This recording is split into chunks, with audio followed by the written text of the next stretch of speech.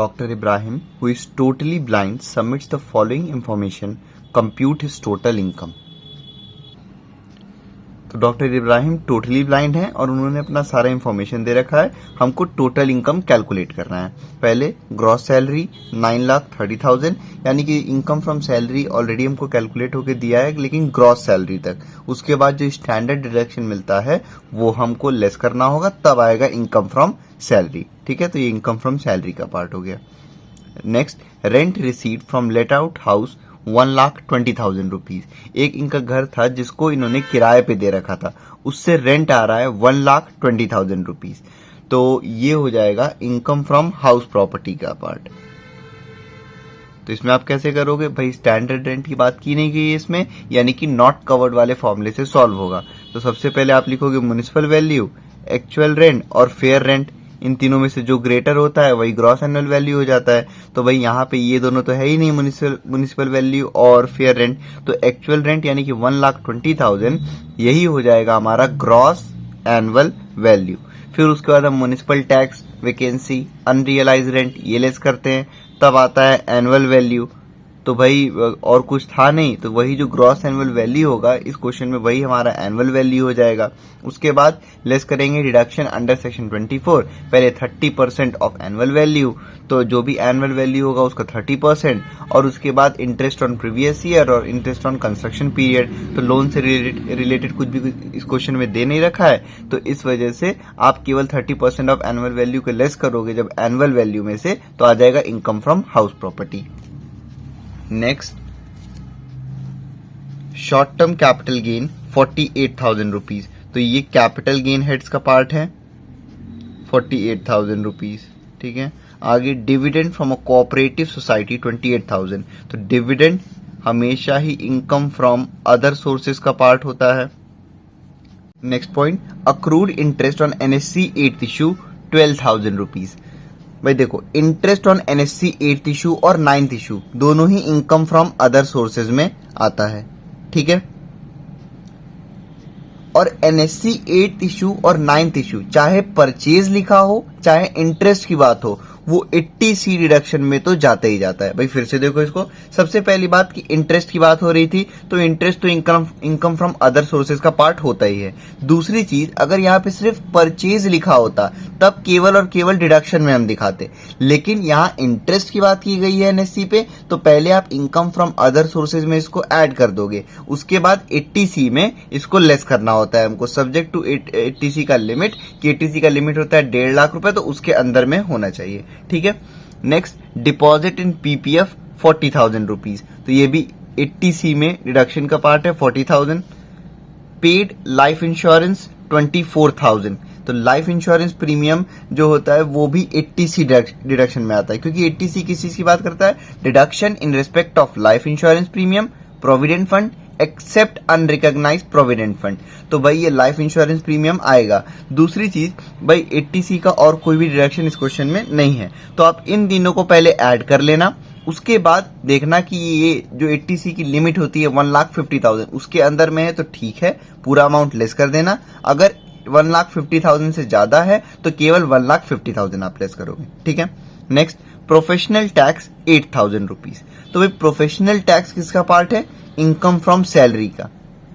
Income from salary में gross salary में से जब हम डिडक्शन अंडर सेक्शन 16 लेस करते हैं, तो सबसे पहले स्टैंडर्ड डिडक्शन जो कि फिक्स होता है 50,000। उसके बाद अगर वो गवर्नमेंट एम्प्लॉय हैं तो कुछ लिमिट तक इंटरटेनमेंट अलाउंस जो है वो लेस होता है। फिर थर्ड पॉइंट, प्रोफेशनल टैक्स या फिर एम्प्लॉयमेंट टैक्स। तो यहाँ प्रोफेशनल टैक्स दे रखा है तो इसको आप लेस कर दोगे, स्टैंडर्ड डिडक्शन को और प्रोफेशनल टैक्स को, तब आपका आ जाएगा इनकम फ्रॉम सैलरी। ठीक है, अब देखिए हमने सारे हेड देख लिए, उसके बाद डिडक्शन जो था वो भी देख लिए। ठीक है, तो ऐसे क्वेश्चन में अक्सर करके यही होता है कि हम लोग एग्जाम में भी भूल जाते हैं एक और डिडक्शन की इसमें बात की गई थी। भाई देखो यहाँ पे ऐसे लिखा हुआ था ये सब PPF, NSC 8th issue, interest और लाइफ इंश्योरेंस प्रीमियम, तो आपने ये बता दिया, लेकिन क्वेश्चन के स्टार्टिंग में ही बोला गया था doctor Ibrahim who is totally blind, यानी कि डिसेबिलिटी की बात हो रही है। ठीक है, तो ये कौन से सेक्शन में डिडक्शन मिलता है इसका? 80U में। देखिए, जब हम जिसका इनकम कैलकुलेट कर रहे हैं, यानी कि जो हमारे एसएससी हैं, जब हम उनका इनकम कैलकुलेट करते हैं और अगर उनके ऊपर कोई डिपेंडेंट है और वो डिसेबल है, तो वो तो 80 में उसका डिडक्शन मिलता है, ठीक है। लेकिन जब जो एसएससी हैं, यानी कि जिनका इनकम कैलकुलेट हो रहा है, वो खुद आते हैं डिसेबल या फिर सीवियर डिसेबल वाली कैटेगरी में, तब उनको 80U में डिडक्शन मिलता है, ठीक है। कितना मिलता है डिडक्शन? भाई देखो, डिसेबिलिटी है तो 75,000 रुपीज फिक्स्ड, सीवियर डिसेबिलिटी है तो 1,25,000 रुपीज फिक्स्ड। कहने का मतलब कि कितना खर्च हुआ है कितना नहीं हुआ है उससे मतलब नहीं रहता है। अगर इस क्वेश्चन में बोल देता कि वो सीवियर डिसेबल मतलब कि टोटली ब्लाइंड है, तो पहली बात तो टोटली ब्लाइंड है तो वो तो सीवियर डिसेबल वाले में आ रहे हैं। तो अब इररेस्पेक्टिव ऑफ द फैक्ट कि कितना खर्चा हुआ है नहीं हुआ है हमको नहीं मतलब, 1,25,000 का फिक्स डिडक्शन 80U में मिलना ही मिलना है, ठीक है। तो यहां पे ध्यान रखिएगा आप ऐसे क्वेश्चन में कि भाई ये 80U वाले ये सब ऐसे ही बस लिख देते कि हु इज टोटली ब्लाइंड, या फिर ऊपर कुछ भी बता देता कि ऐसा कि जो वो डिसेबल हैं। तो आपको ध्यान रखना होगा ये सारी चीजें कि जैसे ये सारे डिडक्शन तो आप दोगे ही दोगे, साथ में इनके आप लिखोगे लास्ट में 80U। टोटली ब्लाइंड है यानी कि सीवियर डिसेबल वाली कंडीशन, तो 1,25,000 रुपीज फिक्स होता है, ठीक है। सॉल्यूशन देखते हैं 29 का। सबसे पहले format, computation of total income, फिर जो भी असेसमेंट ईयर है आप वो लिख दो इस बुक के according for the assessment year. अच्छा, क्वेश्चन में इसके बारे में कुछ भी नहीं बोला गया, ठीक है। तो सबसे पहले आप लिखो हेड इनकम फ्रॉम सैलरी, तो इसमें फर्स्ट पॉइंट ही दे रखा है ग्रॉस सैलरी, ऑलरेडी हमको कैलकुलेट करके दिया है ग्रॉस सैलरी तक। तो पहले लिख दो आप ग्रॉस सैलरी अमाउंट 9,30,000 रुपीज। तो ग्रॉस सैलरी में से हम लेस करते हैं डिडक्शंस अंडर सेक्शन 16। सबसे पहले स्टैंडर्ड डिडक्शन,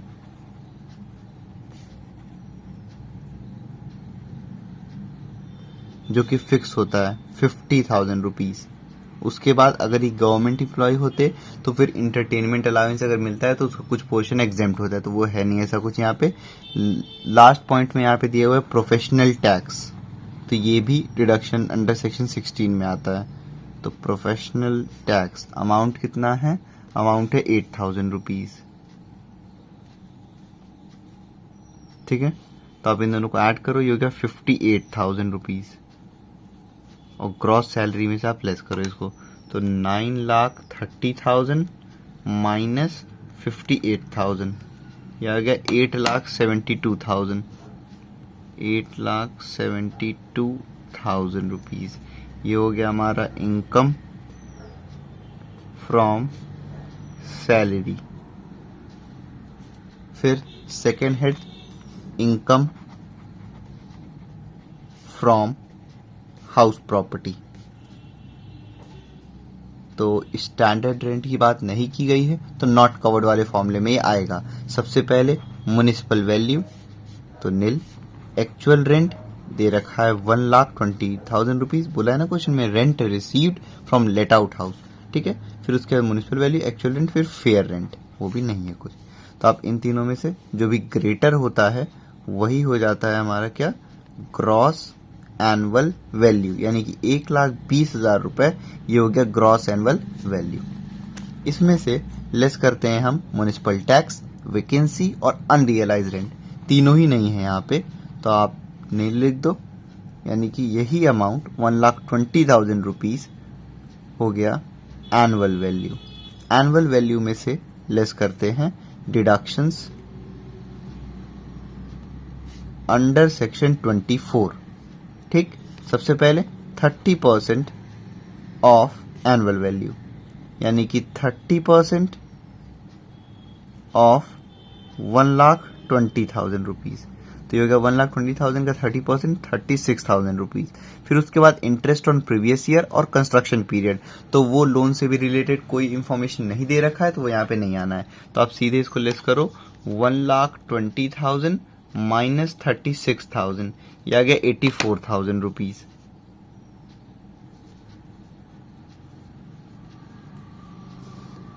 ये हो गया इनकम फ्रॉम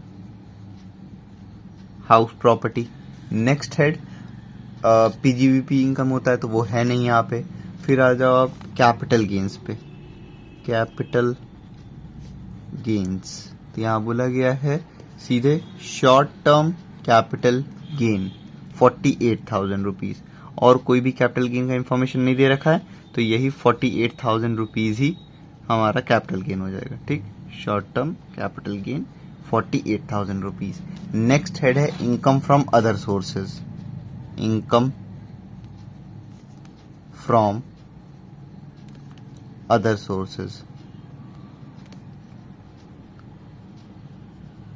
सबसे पहले फोर्थ पॉइंट में है डिविडेंड फ्रॉम कोऑपरेटिव सोसाइटी। तो dividend income from other sources में ही जाता है। Dividend from cooperative society amount कितना है 28,000 rupees.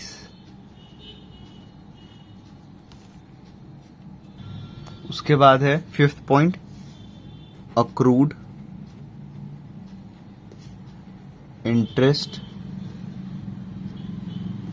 On NSC 8th issue. तो एनएससी 8th इशू और 9th इशू पे कोई भी इंटरेस्ट होता है तो वो भी इनकम फ्रॉम अदर सोर्सेज का पार्ट होता है 12,000 रुपीज। और कोई भी पार्ट नहीं दे रखा इनकम फ्रॉम अदर सोर्सेज का तो आप 28,000 प्लस 12,000 कर दो। 28,000 प्लस 12,000 ये आ गया 40,000 रुपीज। 40,000 रुपीज ये आ गया इनकम फ्रॉम अदर सोर्सेज। ठीक है, नेक्स्ट स्टेप होता है हमारा जीटीआई। देखो भाई, इनकम फ्रॉम सैलरी हमने ले लिया, house property, capital gain, other sources. PGBP का कोई भी इनकम नहीं था तो आप यहां लिखो ग्रॉस टोटल इनकम। सारे इनकम को आप ऐड कर दो। इनकम फ्रॉम सैलरी था 8,72,000 plus income from house property 84,000 plus capital gains 48,000। फिर उसमें आप ऐड करो इनकम फ्रॉम अदर सोर्सेज 40,000 तो ये आ गया 10,44,000। 10,44,000 रुपीज ये हो गया ग्रॉस टोटल इनकम। लेस करते हैं हम deductions under section 80C to 80U। सबसे पहले डिडक्शंस अंडर सेक्शन 80C। ठीक है, तो 80C में सबसे पहले ये fifth point interest on NSC 8th issue. तो भाई परचेज बोले चाहे इंटरेस्ट बोले दोनों ही के दोनों 80C में आते हैं। हाँ, अब ये है कि यहाँ इस क्वेश्चन में इंटरेस्ट बोला है तो अदर सोर्सेज में लिया है हमने। अगर ये परचेज बोला होता तो केवल यहाँ पे लेते 80C में। ठीक है, तो यहाँ इंटरेस्ट बोला है तो अदर सोर्सेज में दिखा दो और 80C में तो आएगा ही आएगा।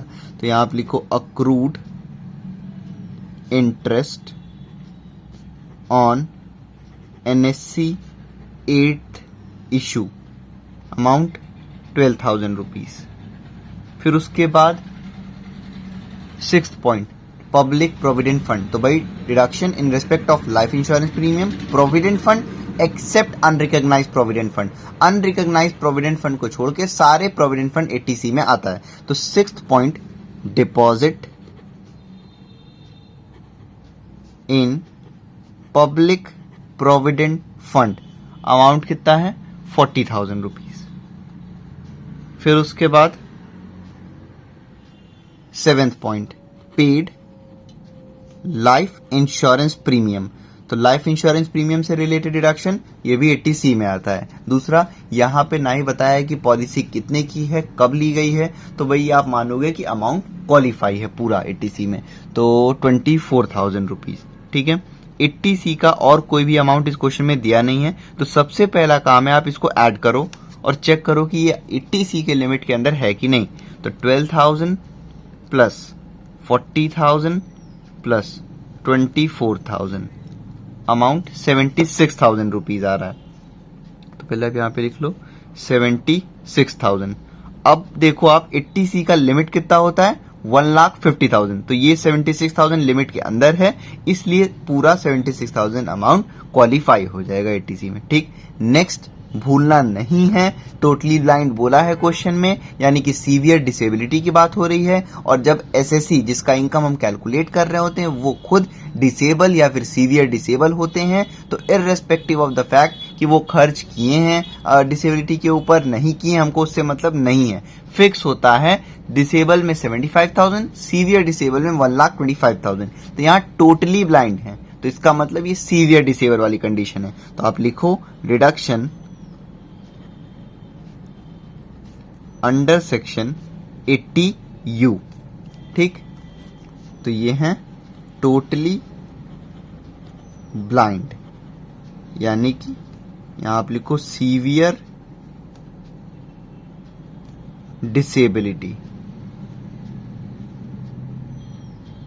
अमाउंट फिक्स होता है, याद रखना पड़ेगा आपको।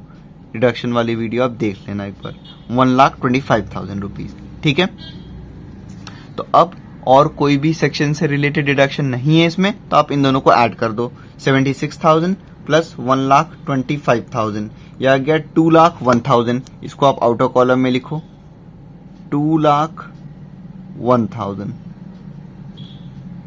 और 2,01,000 को आप लेस करोगे ग्रॉस टोटल इनकम में से, तो 10,44,000 माइनस 2,01,000, तो ये आंसर आ गया 8,43,000।